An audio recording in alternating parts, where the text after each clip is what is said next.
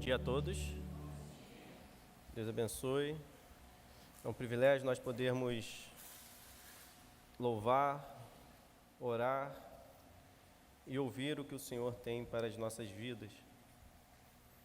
Nós estamos trabalhando o livro de Atos, então para efeito de você já ter a Bíblia preparada, Atos capítulo 26, né, nós estamos no momento em que continua ali, né, esse período de prisão, o julgamento de Paulo, ele agora diante do rei Herodes Agripa II, que quando nós às vezes podemos ouvir assim, a palavra rei, pensamos que ele está soberano ali, mas é uma espécie de governador, né, que ele detém determinados assuntos que tem maior conhecimento, mas a hierarquia naquele período nós tínhamos o imperador acima, né, e tanto Agripa quanto Festo respondiam diretamente ao imperador,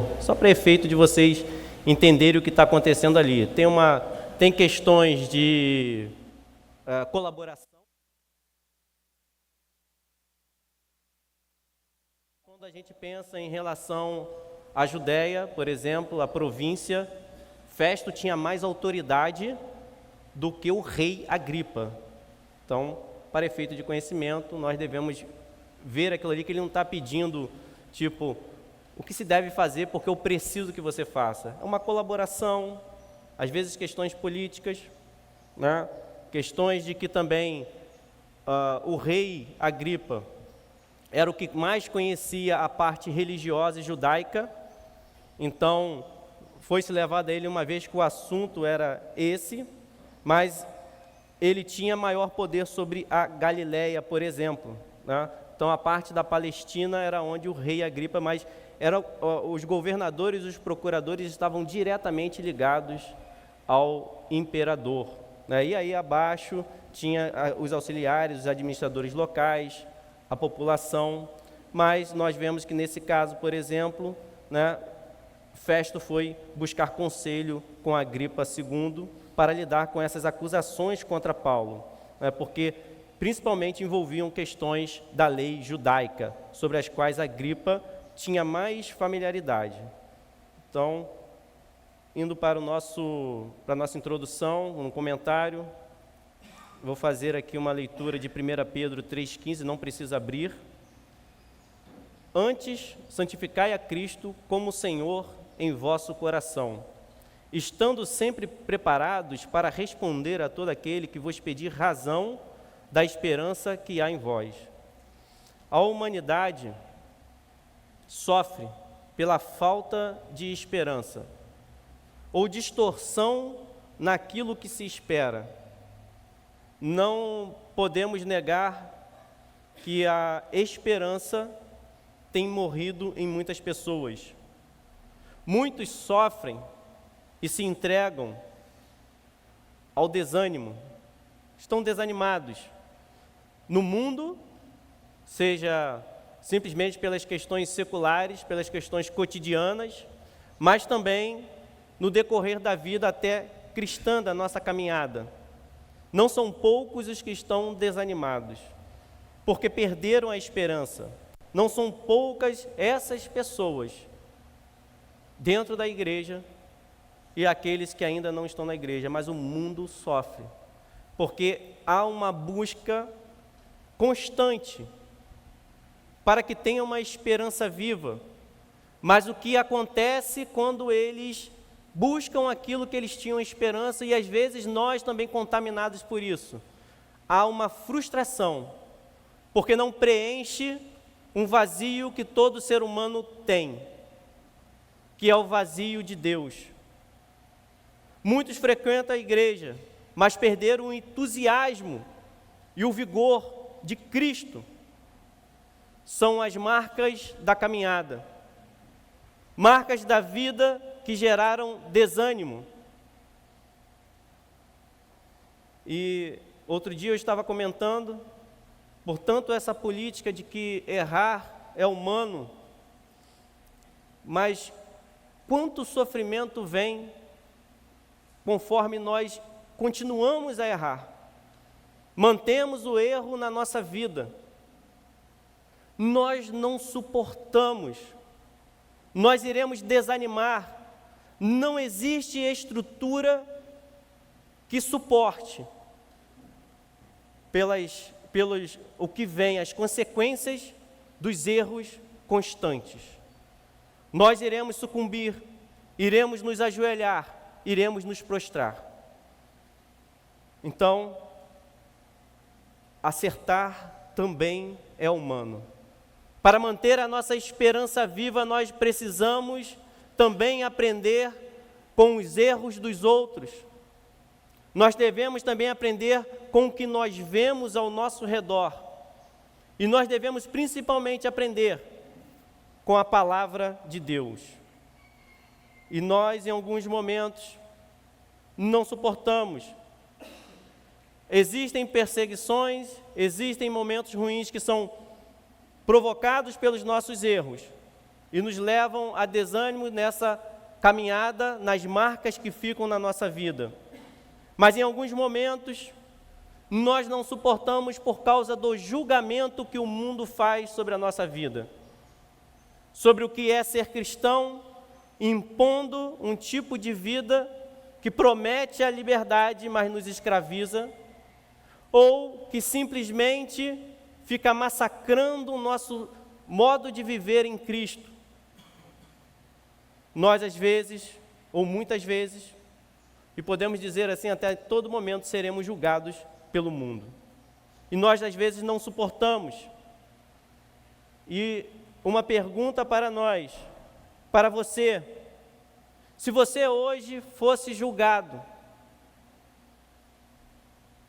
você seria julgado pelos erros ou pela sua esperança? A alegria de estar no culto,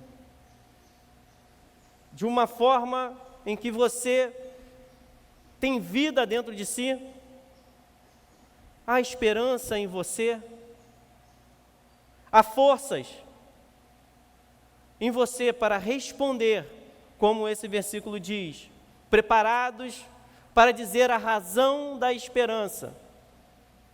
E por que isso? Porque existem momentos que nós não temos força para responder. A caminhada cristã pode nos levar a caminhos e quase que inevitável de muito sofrimento, porque os sofrimentos são em níveis diferentes. Mas nós iremos de alguma forma sofrer pelo Evangelho. Você tem suportado este sofrimento? Você tem forças para responder qual é a esperança que há em você? Às vezes, por falta de nós entendermos as verdadeiras marcas do Evangelho, a cruz que nós devemos carregar, há uma falsa esperança, que nos levará à perdição, nos levará à apatia espiritual, aonde nós frequentamos o culto de uma maneira morna, uma maneira como se você estivesse bebendo uma água na temperatura morna. Você está preparado para ser julgado e continuar com esperança? Você está preparado para ser julgado pelo mundo e continuar declarando o motivo da sua fé, o motivo da sua alegria, o motivo de você estar aqui?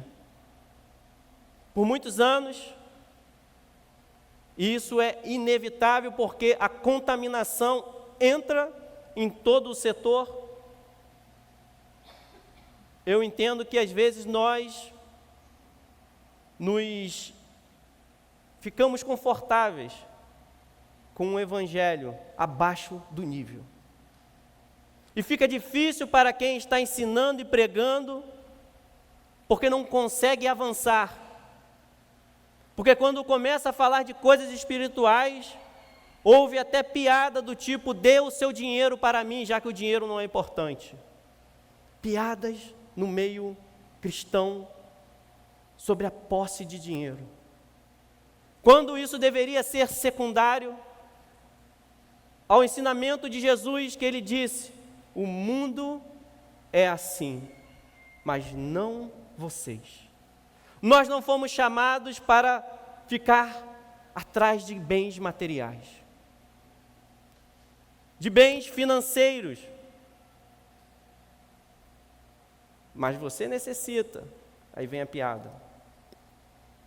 E o Senhor Jesus disse, o Pai sabe que vocês necessitam, e todas essas coisas serão acrescentadas quando você buscar o reino dos céus. Porque o tesouro que você amontoa nos céus, ninguém pode tocar, ninguém pode roubar, ninguém pode invejar, ninguém pode querer pegar. E tudo o que você precisar, eu irei te sustentar. É assim que o Senhor fala para nós. Nós fomos chamados para viver uma realidade diferente do mundo, separados do mundo, não flertando com o mundo, não amando o mundo, não nos entregando ao mundo como se tudo que eles tivessem fosse tudo que nós precisamos.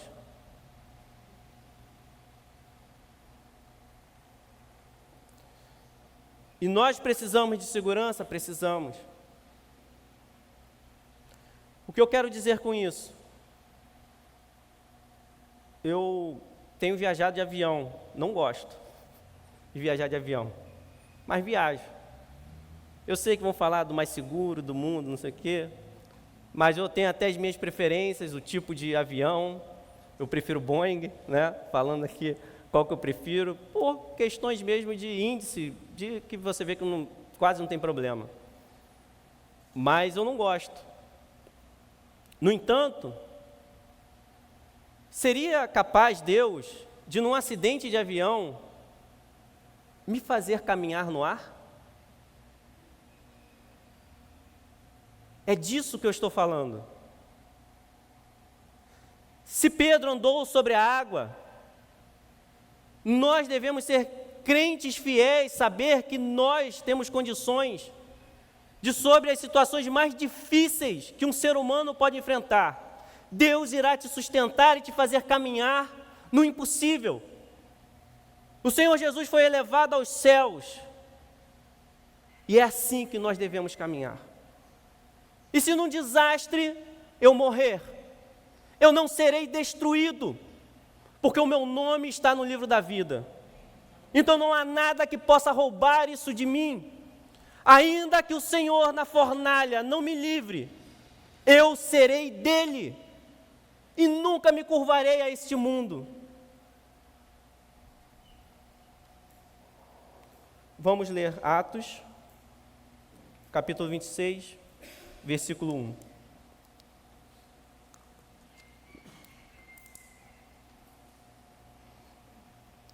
A seguir, Agripa, dirigindo-se a Paulo, disse: é permitido que uses da palavra em tua defesa.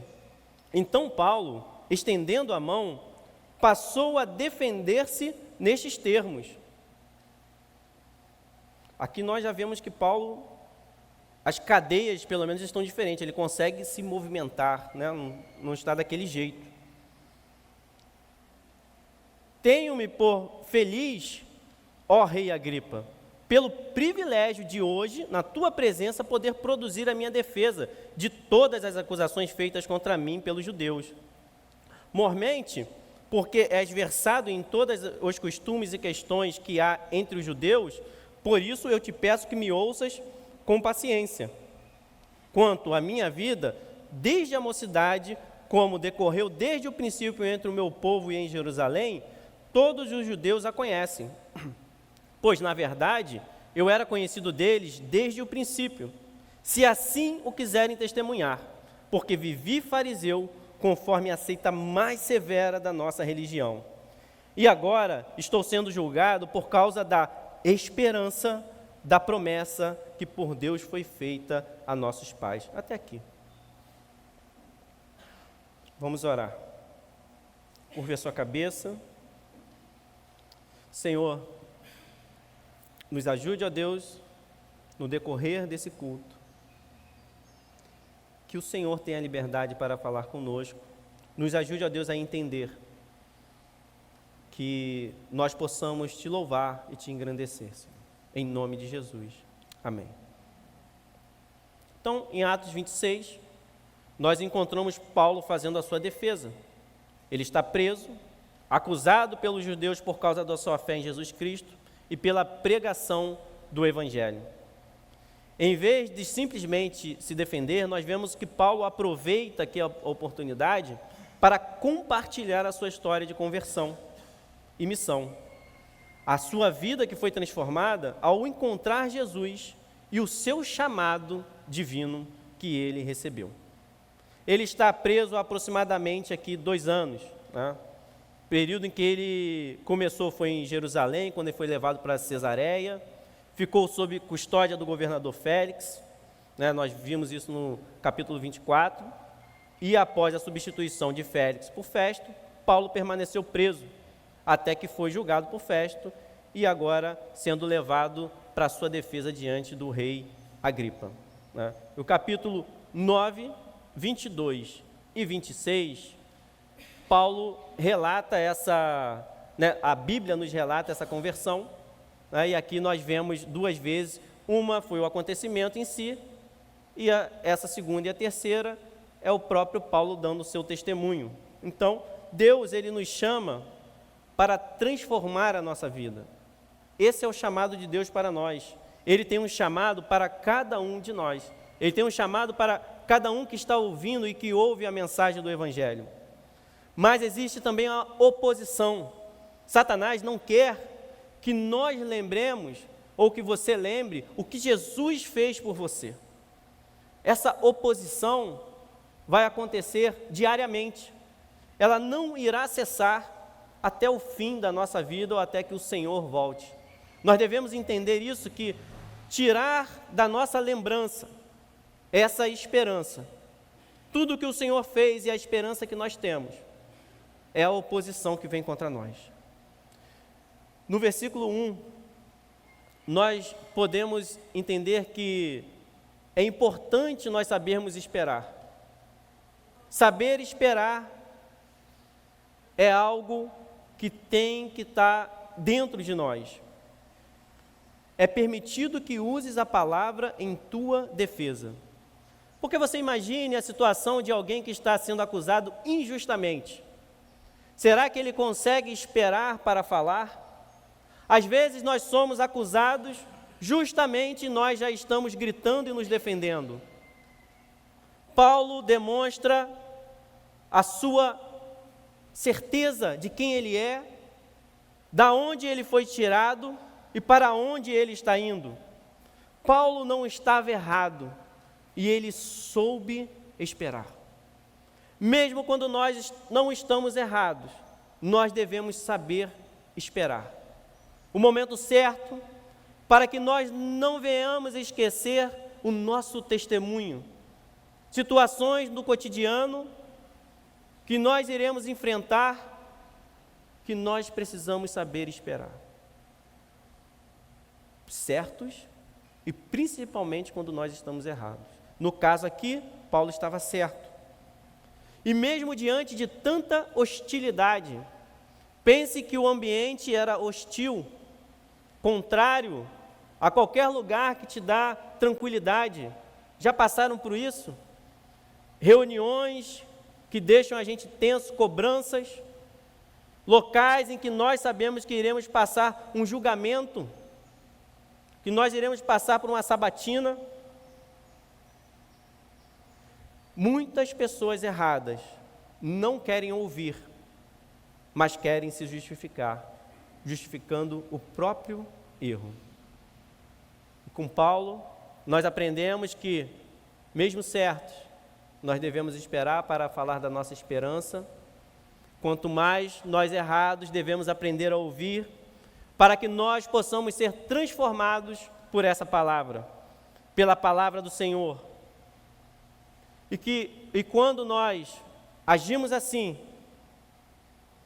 nós vamos ver que poderemos colher ou exalar felicidade, mesmo diante de situações tenebrosas, situações em que nós temos a nossa liberdade tirada, situações em que nós temos o sofrimento ao nosso redor, aonde nós vemos injustiça ao nosso redor, situações difíceis de qualquer pessoa suportar. Às vezes nós estamos sendo disciplinados, às vezes nós estamos sendo moldados por Deus e nós desfalecemos. Nós perdemos essa que é a esperança que nos traz a alegria de estar no culto, de ser esse culto. A esperança dos judeus aqui era o debate desse capítulo, que Paulo está dizendo: eu estou sendo massacrado por causa da esperança que foi prometida aos judeus. Então nós vemos duas situações, no sentido daquele que está na viva esperança e daquele que recebeu, mas por algum motivo esqueceu, não se atentou e se perdeu durante o caminho, durante a caminhada. Então Paulo está colocando e dizendo: a esperança que eles têm, que é deles, que foi dada a eles, é por essa esperança que eu estou sendo julgado. Paulo está colocando a situação que era para a salvação deles, ele passa a ser julgado. Acontece isso porque às vezes nós queremos moldar a igreja ao nosso intelecto, à nossa forma de viver, e não nos atentamos para o que Deus quer fazer na igreja. Nós não nos atentamos para o que Deus quer fazer na nossa vida. E passamos a viver uma falsa esperança num evangelho fraco, débil, sem nutrientes, que não nos alimenta e que nós ficamos de um lado para o outro perdidos, inventos de doutrinas falsas. Se é colocado de lado o ensino, o que é mais importante para você poder fazer certo é você ter conhecimento. Não existe aquele que ama e nega o conhecimento. Você não ama. Você quer viver segundo seus próprios conceitos e preceitos. Porque a palavra de Deus está aí, muitos morreram para que a Bíblia estivesse diante de nós. Dedicaram tempo. Não existe. Como assim não existe amor? Porque uma coisa é quando você não tem acesso, mas você negar o conhecimento é deliberado. Mas tem pessoas que têm conhecimento e não amam a Deus. É verdade? Tem sim. Muitos também. O nosso problema é, às vezes, a gente vê a solução para eu continuar no erro quando eu vejo a negativa do outro lado. Mas não é assim que funciona. Eu vou ser aquele que tem conhecimento e aquele que ama a Deus. Aquele que busca conhecimento e que ama a Deus, ama o Senhor. Então, se eu buscar o conhecimento, eu vou perder o fervor? Não existe isso. Aquele que se aprofunda na palavra de Deus, movido pelo Espírito Santo, irá ser mais capacitado a adorar o Senhor com mais excelência. Aquele que se aprofunda na palavra de Deus demonstra mais amor. Aquele que se esforça para entender, ainda que você não seja mestre, não precisa, os dons são diferentes, mas você ama. A minha mãe era semi-analfabeta, não tinha aquele entendimento de algumas coisas profundas, talvez coisas que eu nem soubesse mais profundas do que eu, mas o que eu quero dizer é aquele raciocínio, mas é um dos meus maiores exemplos, porque ela amava a palavra de Deus, ela se esforçava em entender, ela buscava a palavra de Deus todo dia, e é assim que nós devemos ser, para nós mantermos essa esperança. E ele, depois desse tempo, para poder falar, ele com paciência, e ao mesmo tempo ele pede paciência. Quem pede paciência tem que ter paciência. Se Paulo não demonstrasse paciência, como ele iria pedir paciência para o rei? E por que ele pede paciência? Porque o que ele iria tratar ali era muito profundo. E ele precisaria de tempo. O que nós estamos lendo aqui, obviamente, é um resumo. Não foi todo o discurso. Você não sabe se durou meio-dia, um dia, não sabe o tempo, nós não sabemos o tempo. Mas eu sei de uma coisa, a Bíblia deixa claro aqui para mim. Olha, o que eu vou falar é muito detalhado e exaustivo. E importante. Não dá para abreviar. Então, peço a sua paciência para ouvir com detalhe o que eu tenho para falar. O Senhor é assim nas nossas vidas. Discussões longas, às vezes, são vistas como chatas. O que adianta também eu resumir e não aprender? A igreja tem definhado em conhecimento. Pouco se sabe, pouco se faz e pouco se vive. Essa é a verdade. Estamos vivendo de uma forma superficial. Tem sido assim, na grande maioria, superficiais. É como a água que você vai entrando no rio, aí você para ali só no joelho. Mas quando nós somos transformados por Deus, Ele quer que a gente mergulhe, que a gente vá para o mais profundo. E tem a ver com o conhecimento e o poder de Deus. Andam juntos. As asas do avião não adianta com uma quebrada, são as duas. É assim. Você não conhece o poder de Deus. A letra mata. Conhecer as Escrituras vai me matar aonde?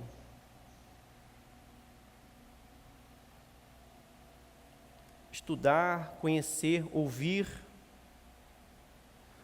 Muitas vezes, filhos não querem ouvir os pais, não é? Enfadonho, cansativo. Por que precisou desse discurso cansativo? Por que a repetição? Porque você repete o erro. E Deus tem que repetir coisas que nós já deveríamos avançar, já estar em outra página. Aprender com aqueles que Deus tem colocado na nossa vida, que você vê a mão de Deus. Deus coloca na nossa vida sempre pessoas para nos fazer avançar. E vai gerar atritos, porque vão mexer com os nossos pressupostos, com aquilo que a gente entende de vida. É o relacionamento assim, entre pai e filho, na igreja, entre Deus e seus filhos. Nós precisamos, ao invés de achar o discurso longo, por que eu preciso de um discurso longo? Porque eu estou ouvindo a mesma coisa. Senhor, muda o meu coração, transforma a minha vida, para eu ouvir e avançar, para que eu não tenha que ouvir novamente aquilo que o Senhor já me ensinou. Me faça avançar, Senhor, coloca sobre mim o Teu Espírito, para que eu tenha vida, e a vida em abundância, Senhor. Muda o meu caráter, que eu não ouça de novo falar sobre você não pagou. Muda o meu caráter de mentira. Por que a repetição? Porque o Senhor te ama. Porque quando o Senhor abandona, é porque Ele entregou. E talvez uma mula vai falar contigo. E talvez você nem vai reparar que tem uma mula falando contigo. Já não recebe conselhos dos da igreja. Uma pessoa perdida nas trevas, Deus toma e usa, e você não percebe, estou ouvindo mulas. Por quê? Porque eu abandono, eu não ouço. Discursos longos, enfadonhos. Nós somos responsáveis por eles, pelas repetições. Ou não acha que Deus tem grandes coisas para a sua vida? Que o pensar de Deus sobre você é que você avance. Avance na fé.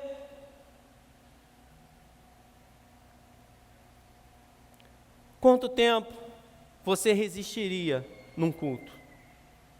Quanto tempo de palavra e ensino é suficiente para você? Nós, óbvio, às vezes temos que mudar a forma, mas eu paro para pensar na escola de discípulos. É 1 hora. 1 hora. 1 hora. Mediocridade. Perdoe minha palavra. 1 hora. 1 hora de aula. Eu fazia 5. 5 horas. Saía. 5 horas. Quando nós queremos fazer a nossa pós-graduação e a nossa faculdade, e olha que eu separo, tem vezes que eu falo assim, não, estou vendo as coisas daqui de trabalho. E pode as pessoas falarem o que quiser, achar que eu estou sem fé. Eu falo assim, né? Sua vida. Mas, às vezes, nós pesamos mais para o outro lado. Quantas horas de WhatsApp, de Netflix? Ah, Alfredo, você não pode comparar com isso. Os tempos mudaram. Sim, estamos mais fracos e mais débeis. Nada justifica isso. E se eu não estiver conseguindo, cancele a Netflix. Seja sábio. Vai jejuar, vai orar, vai ter tempo para você fazer sua diversão. Deus vai te levar, talvez, porque existem momentos que Deus quer até enriquecer uma pessoa. Talvez aquele avanço não conseguiu, que você não conseguiu, até na parte material, que Deus cuida, foi pela sua falta de colaboração, a sua falta de zelo também, de se empenhar. A comunidade cristã não tem crescido. Falta zelo e fervor, falta alegria. Mas temos acrescentado, mas não tem crescido. Crescer é mais do que só ter mais pessoas. Que nós devemos sim buscar isso. Faz parte do crescimento também. Mas nós precisamos avançar para coisas mais excelentes. Coisas maiores. Não viver há 30, 40 anos atrás, em que tem que ter paciência, tem que ter isso, mas não faz nada para mudar. E a igreja tem continuado em alguns momentos na sua debilidade e nos seus pecados. E quando eu falo igreja, somos nós, porque nós somos a igreja. Nós muitas vezes ditamos, e às vezes o pregador fica assim, não posso falar sobre isso, não posso pregar sobre determinado tema, não posso ensinar, porque está todo mundo fazendo do outro jeito.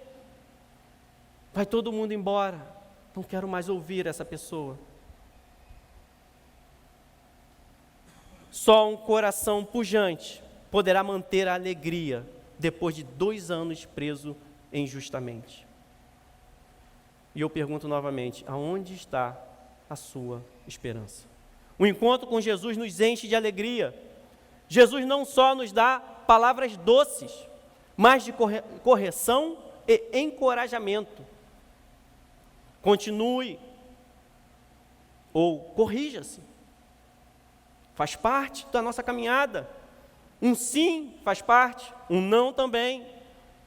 Há momentos de alívio, há momentos de dor, há momentos de cura e há momentos de morte. Espere, suporte e levante-se. Romanos 8, 37. Em todas estas coisas, porém, somos mais que vencedores, por meio daquele que nos amou. Porque eu estou bem certo que nem a morte, nem a vida, nem os anjos, nem os principados, nem as coisas do presente, nem do porvir, nem os poderes, nem a altura, nem a profundidade, nem qualquer outra criatura poderá separar-nos do amor de Deus, que está em Cristo Jesus, nosso Senhor. Pode acontecer qualquer coisa. Então não existe nada que acontece na vida do cristão, no sentido de perseguição, que te separa deste amor. Eu estou sozinho, me sinto solitário, meus amigos me abandonaram. Nada pode me separar deste amor. É porque eles deveriam se afastar. Eles deveriam estar fora. E ele fala que ele era um fariseu zeloso. No versículo 4 e 5, ele fala, eu sou zeloso, desde a mocidade. Ele respeitava. Só que, como era a sua vida antes de conhecer Jesus? Era diferente. Talvez alguns que estão em casa estão começando a conhecer Jesus hoje. Mesmo com toda a fidelidade, era sem conhecimento. E os conhecimentos religiosos que nós tínhamos nas outras religiões não servem. Não servem, desviados. Nós precisamos nos renovar. Veio uma pessoa pedindo para orar por mim. Eu estava me alimentando no shopping. Eu olhei assim. Que religião você é? Evangélico. Tá, mas evangélico da onde? Aí ele falou alguma coisa da igreja, de Jesus. Eu falei, tá, mas qual é o nome da sua igreja? Aí eu, mas você é protestante? Eu estava assim, qual seita você é? Essa era a minha pergunta. E eu falei para ele, porque eu não posso deixar você botar demônio em cima de mim. Aí ele riu, tem que ter cuidado, né? Sim, tem que ter cuidado. Por quê? É antagônico. Ah, vou orar, que bonito, vai, ora por mim. E eu falei assim, não, eu sou protestante. Conhece? Protestante, de Lutero, não sei o quê, porque voltou às origens, tem a sua reforma. Eu sou um cristão reformado, da reforma. A gente tem dificuldade na nossa identidade. E não estou defendendo um partido religioso ou Lutero em si. Eu estou defendendo o quê? O princípio da Bíblia, que é voltar às Escrituras. Nós rompemos com aquela idolatria, rompi mesmo com aquela idolatria e sigo essa linha aqui. É uma linha, essa é a linha que eu sigo. E eu tenho uma verdade para você, e eu tenho um motivo por eu estar aqui. E as outras estão erradas? Sim, estão erradas. Porque só pode estar, alguém que está falando está errado. Se você está ao contrário, não pode estar os dois certos. Não existe isso. Então nós tínhamos uma vida diferente. Nós podemos estar, até ser pessoas sinceras como ele. Eu não estou falando que esse jovem não era sincero. Mas você, na sua sinceridade, você pode estar sinceramente errado. Sinceramente, nós podemos andar errados. como Paulo aqui está dizendo que ele andava. Eu, sinceramente, no meu zelo, sem conhecer Jesus, eu andava errado. Intensidade no erro nos fará opositor à verdadeira revelação de Deus. A sua intensidade no erro vai te fazer um opositor. E Paulo, ele era alguém conhecido, porque ele diz no versículo 5, se assim o quiserem testemunhar. Ainda colocando, ele era alguém de importância, que tinha uma certa importância cultural ali, naquela sociedade ali, naquela comunidade. Ele era alguém conhecido. Prestem atenção nisso. Ele era conhecido e era respeitado, zeloso. Paulo foi transformado. O mundo ali que estava julgando não estava avaliando a mudança dele. Não estava avaliando a mudança. Eles só não aceitavam quem ele era agora. Às vezes é assim conosco. O mundo não aceita a transformação de Cristo em nós. E nos julga para nós praticarmos as velhas coisas. Nos julgam para nós ficarmos mais próximos dele, não como agentes transformadores, como pessoas que estão ali para transformar, mas porque nos julgam que nós estamos diferentes, e eles sabiam que Paulo estava diferente e transformado, e poderiam ser sinceros: olha, nós somos mentirosos, nós julgamos errado, nós mentimos, nós fazemos todas as coisas aqui, nós aceitamos suborno, nós estamos aqui junto com o Estado. Veja Paulo, ele acreditava que estava fazendo certo, e olha agora a vida que ele tem. Eles poderiam no mínimo pensar: algo aconteceu com Paulo, tem alguma coisa estranha, mas nós não conseguimos nos livrar dessa prisão sem um encontro com Jesus Cristo. É uma prisão que nós não conseguimos sair, e é por isso que nós continuamos nessa apatia. E às vezes nós queremos mudar a pregação e a mensagem, nós queremos mudar a forma do culto, nós passamos a criar músicas mais atrativas para encher o coração dos jovens, das pessoas. Nós mudamos as cores da igreja para poder fazer com que a pessoa tenha aquele ambiente aonde está atraindo outras pessoas. Mas não tem nada que vai trazer alegria para você dizer: eu passei por muita coisa servindo a Deus, teve momento que eu fiz coisa errada, eu passei por muita coisa, mas esse Deus eu não largo, somente com o encontro com Cristo. Só Cristo, o Espírito Santo, pode mudar um ateu a falar de Deus. Não existe ninguém que pode convencer. Então nós devemos entender: Senhor, parece que eu tenho buscado isso. Me muda, Senhor.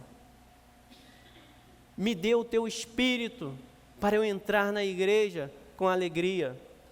Não porque sou motivado por homens, mas o Espírito Santo me impulsiona dizendo: eu tenho que libertar pessoas, eu tenho que trazer vida naquele bairro, eu tenho que dar vida naquela igreja, porque o Senhor está sobre a minha vida, está sobre mim. Ele mudou o meu viver, e eu estarei pronto para proclamar a esperança que está dentro de mim. E aí você poderá ser julgado pela esperança que está em você. No versículo 6, antes, sobre essa amizade com o mundo, que eles avaliam a mudança. Quero ler esse versículo, Tiago 4:4. Infiéis, não compreendeis que a amizade do mundo é inimiga de Deus? Aquele, pois, que quiser ser amigo do mundo, constitui-se inimigo de Deus. Só o Senhor para nos transformar.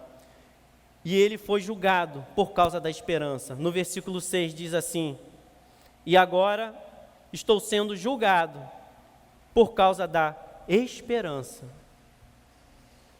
da promessa que por Deus foi feita aos nossos pais, o qual as nossas 12 tribos, servindo a Deus fervorosamente de noite e de dia, almejam alcançar.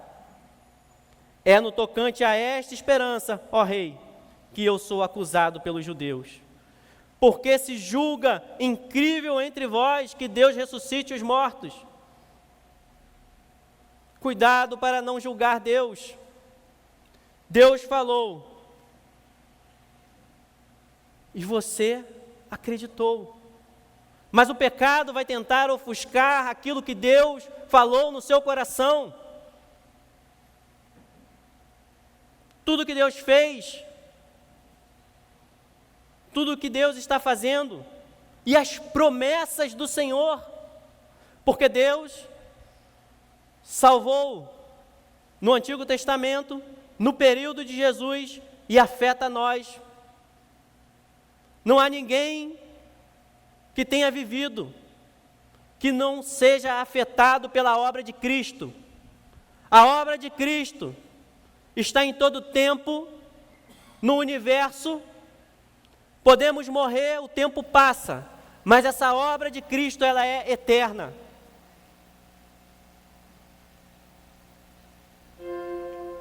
Quantas promessas estão esquecidas hoje?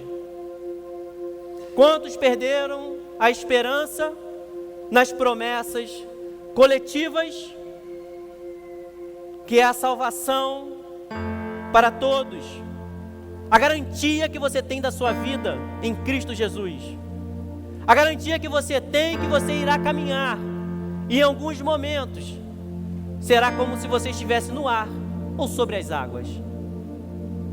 Deveria afundar, mas não afunda, porque é Deus que está te sustentando.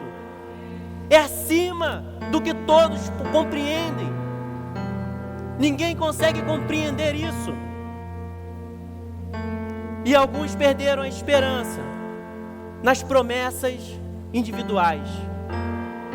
Aquela que Deus falou no seu íntimo, no seu coração, que prometeu exclusivamente para você. Porque nós também temos promessas que são dadas por Deus para nós,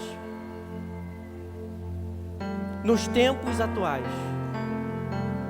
Promessas que às vezes nós esquecemos por causa das dificuldades, da demora, das tempestades que vêm contra nós, das algemas. Fiquei preso durante 2 anos, por 2 anos naquela situação. Todo dia é tempo de mudança. Venha ao culto com alegria. Dê o seu louvor com alegria ao Senhor. Não fale do seu problema como se ele fosse maior do que Deus.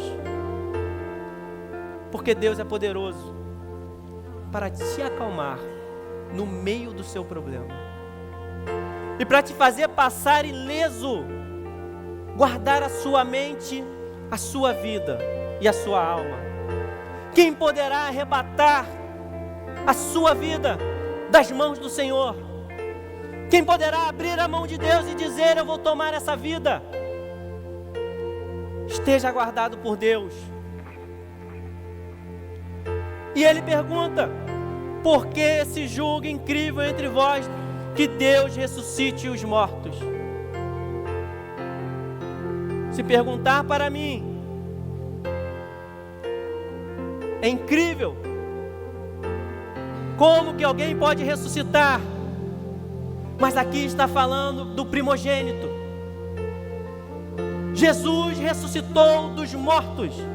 Ele é o Messias, o Salvador, que será proclamado por todos os tempos até que Ele volte. E Ele tem a ressurreição para todo aquele que nele crê, porque não perecerá e terá a vida eterna. Essa é a esperança do povo de Deus. É a esperança dos tesouros reais, espirituais, no reino dos céus. Acumule tesouro, louvando ao Senhor, adorando ao Senhor e engrandecendo o seu nome, vivendo para Ele, por Ele, para todo sempre. Senhor, nós cremos, ó Deus, na Tua salvação. Nós cremos, ó Deus, como Paulo foi transformado. Que ele disse, já perseguia a igreja.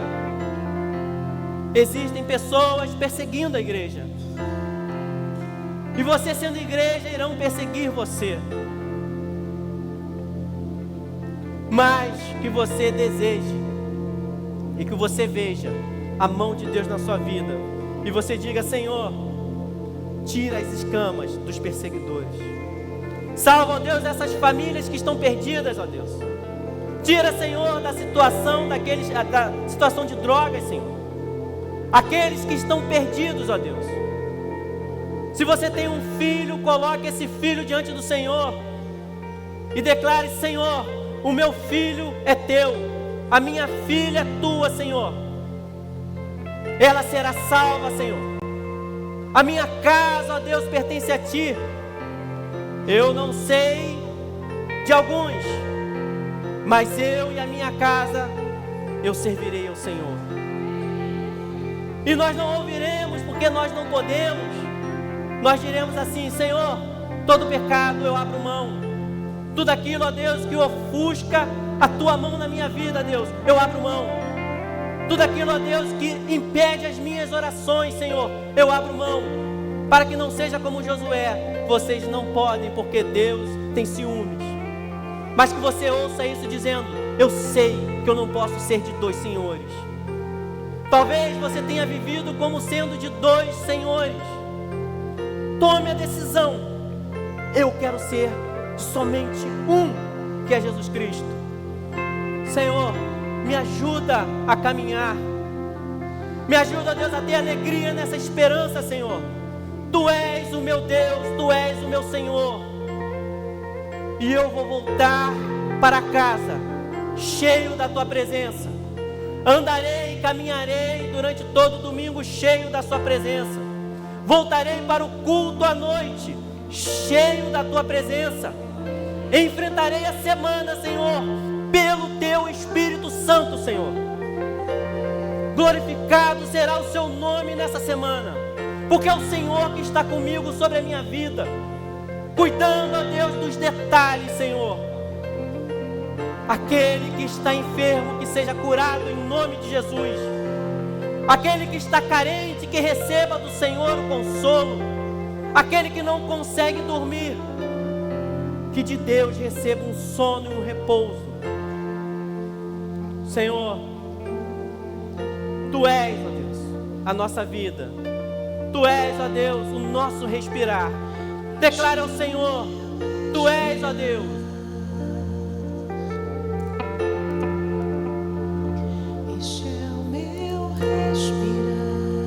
Glorifique ao Senhor nesse momento. Que Ele seja o seu respirar. É o Santo Espírito de Deus vivendo através de você. Vivendo através de você.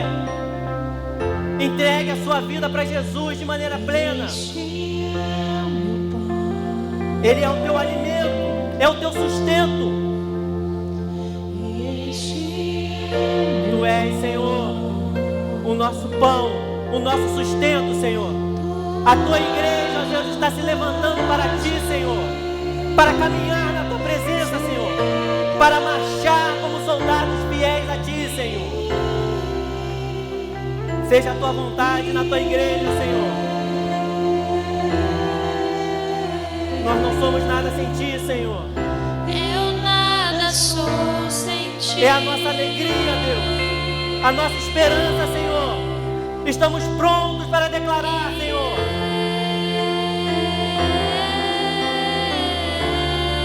Sim, Senhor. Perdido estou Para sem onde nós Ti. iremos, ó Deus, se só Tu tens a palavra de vida eterna, Senhor. Guarda, Deus.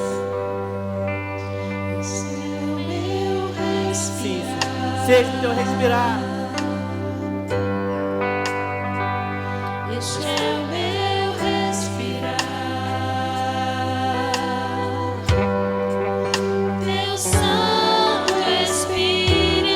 Guarda, ó Deus, cada um aqui, Deus.